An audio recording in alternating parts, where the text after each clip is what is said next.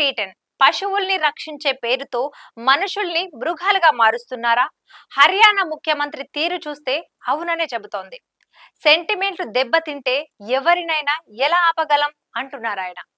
గోరక్షక ముఠాల చేతిలో అమాయకుడైన ఆర్యన్ మిశ్రా దారుణ హత్యోదంతంలో ఆ రాష్ట్ర ముఖ్యమంత్రి నాయబ్ సింగ్ సైని స్పందన ఇది. ఈ ఘటన పట్ల వెల్లువెత్తుతున్న విమర్శలకు సమాధానంగా ఆయన చేసిన ఈ వ్యాఖ్యలు వారి బాధ్యత రాహిత్యాన్ని సూచిస్తున్నాయి. భారత రాజ్యాంగ మౌలిక సూత్రాలనే సవాలు చేస్తున్న ఈ గోదాడుల పట్ల పాలక వర్గాల ఉదాసీనతకు పరాకాష్ఠగా నిలుస్తున్నాయి.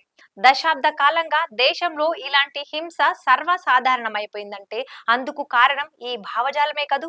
12వ తరగతి చదువుతున్న ఆర్యన్ మిశ్రా ఓ 19 ఏండ్ల పిల్లాడు తన మిత్రులతో కలిసి కారులో ప్రయాణిస్తుండగా గోమాంసం రవాణా చేస్తున్నాడన్న అనుమానంతో హర్యానాలోని ఫరీదాబాద్ సమీపంలో 30 కిలోమీటర్లు వెంటాడి వేటాడి కాల్చి చంపారు. ఈ దేశంలో ఆవులకున్న రక్షణ మనుషులకు లేకుండా పోయింది.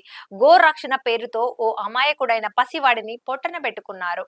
ఇప్పుడు ఆర్యను బ్రాహ్మణ బాలుడని తెలిసి బాధపడుతున్నారట. అంటే అతను ఏ ముస్లిమో క్రిస్టియనో అయితే పర్వాలేదా? హర్యానా ముఖ్యమంత్రి సెంటిమెంట్ వ్యాఖ్యల అంతఃసారం ఇదేనా అని సిపిఐఎం నేత బృందాకరత్ ప్రశ్నిస్తున్నారు. ఏలిన వారి ఈ భావజాలమే ఆర్యన్ మిశ్రా హత్యకు దారి తీసిందని మృతుని కుటుంబం సైతం ఆమెతో గొంతు కలపడం గమనార్హం.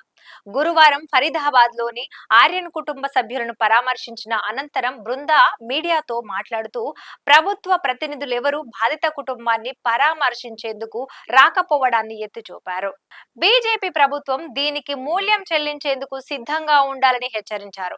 గోవు పేరుతో జరుగుతున్న హత్యలపై ప్రధాని మోదీ, కేంద్ర హోంమంత్రి అమిత్ షాల మౌనాన్ని నిలదీశారు.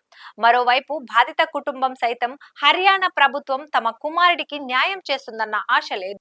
మేము ఒంటరిగా ఉన్నాం అని బృందా ముందు ఆవేదన చెందడం వారి నిస్సహాయ స్థితికి అద్దం పడుతోంది. నిందితుడు మంచివాడని, పొరపాటున తప్పు చేశాడని, మీరు మౌనంగా ఉండాలని పోలీసులు తనతో చెప్పారని ఆర్యన్ తండ్రి సియానంద్ మిశ్రా బృందా ముందు తన గోడును వెల్లడించాడు.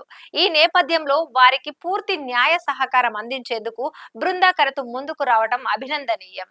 సియానంద్ వేదన విన్న వారికెవరికైనా గుండె తరుక్కుపోతుంది, ఆలోచింపజేస్తుంది. నా కొడుకు హిందువు, ఆయన అయోధ్యకు నడిచాడు, ఢిల్లీ జామా మసీదులో జరిగిన ఈద్ విందులోనూ పాల్గొన్నాడు, అక్కడ తన ముస్లిం స్నేహితులతో కలిసి భోజనం చేశాడు, వాళ్ళిచ్చిన ఖర్జూరాలు జీడిపప్పు ఇంటికి తెచ్చేవాడు, మా పూజా ప్రసాదాలను అంతే ప్రేమతో వారికి పంచేవాడు. అలా అన్నదమ్ముల్లా కలిసి బతికే వారిలో ఆవు పేరుతో విద్వేషాలను ఎందుకు రేపుతున్నారు? ఆవు పేరుతో మనిషిని చంపే క్రూరత్వము ఏ ప్రయోజనాల కోసం? ఆర్యన్ ముస్లిం అని అనుకున్నామని, అతను బ్రాహ్మణుడని తమకు తెలియదని నిందితులు అంటున్నారు. అంటే ముస్లింలైతే చంపడమేనా? అసలు వారికి మనుషులను చంపే స్వేచ్ఛ ఎవరిచ్చారు అంటూ ఆయన గుండెను గొంతులోకి తెచ్చుకొని నిలదీస్తున్నారు. ఎవరు ఏమి తినాలో నిర్ణయించే హక్కు వీరికెక్కడదని ప్రశ్నిస్తున్నారు. ఈ ప్రశ్నలు వృధా కాకూడదు. మస్తిష్కాల్లో విద్వేషాన్ని నింపుకొని ధర్మం పేరిట చట్టాన్ని చేతుల్లోకి తీసుకుంటున్న ఈ స్వయం ప్రకటిత గోరక్షక ముఠాలతో దేశానికి మహా ప్రమాదమని హెచ్చరిస్తున్న ఈ ప్రశ్నలు సమాధానాలు లేనివిగా మెలిగిపోకూడదు. ఈ మతపరమైన అసహనాలు, మనిషిని విడదీసే కరూర పరిహాసాలు ఇలాగే కొనసాగుతుంటే మనం ఇంకా సంజాయిశీలమో సముదాయింపులమో కాకూడదు, సమాధానంలం కావాలి. మనం ఇంకా సంజాయిశీలమో సముదాయింపులమో కాకూడదు, సమాధానాలం కావాలి. లేదంటే నిత్యం విభజన గోడుల మధ్య, భయాల నడుమ మధ్య జీవితాలే ప్రశ్నార్థకం అవుతాయి. ఇది వాళ్ళ స్పెషల్ స్టోరీ. చూస్తూనే ఉండండి టీ10.